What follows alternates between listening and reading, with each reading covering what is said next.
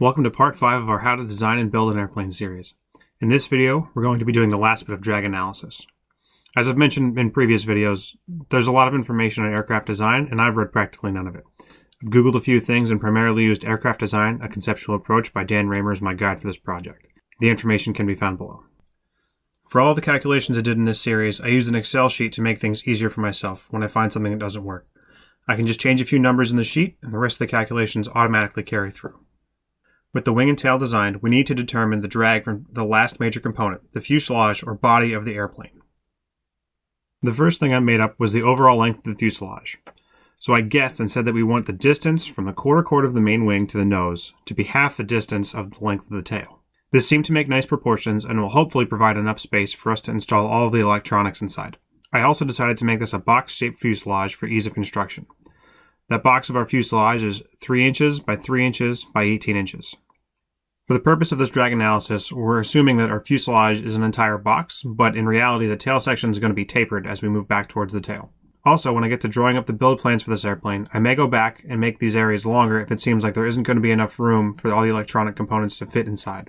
This is why it is good to have an Excel spreadsheet to make the design iterations easier. Since the fuselage is moving through the air, it has skin drag, just like the wings do. Though, since the wing had standard proportions, a coefficient of drag could be provided. The fuselage doesn't have this directly, though there is a way to estimate it without doing a full computer analysis.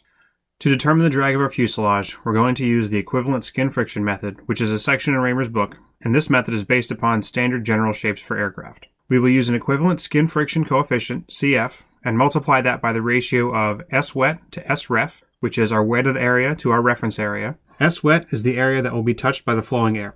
So it's going to be the surface area of our box minus the area that the wing is touching. Given we are using such a simple shape, we can just multiply out our surface area based on our dimensions. Each side is a 3 by 18 rectangle, so we multiply that for 4 sides, and then we subtract the 3-inch width times the chord length for the wing contact area. We end up with S-wet being about 1.4 feet squared.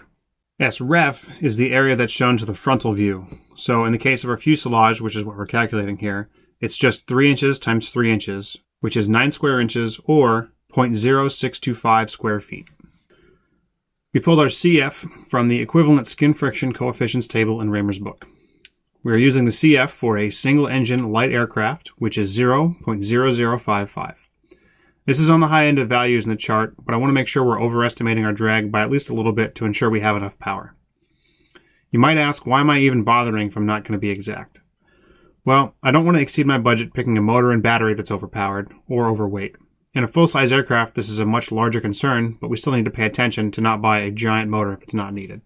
Also, as part of the SAE Aero Design competition, you're going to need to calculate the total drag for your aircraft, and this is part of it. Back to the task at hand, though. So we plug our numbers into the equation, and we find that the coefficient of drag for the fuselage is 0.123. No, I didn't make that up, that's just lucky. We can now put that into the drag equation, which is drag is equal to coefficient of drag times 1/2 rho v squared times wetted surface area. One thing we're going to do differently in this case, though, is multiply the fuselage drag by 1.4. Now, I read somewhere, and I honestly could be making this up, that because we have a rectangular fuselage, it's going to have about 40% more drag than a round one.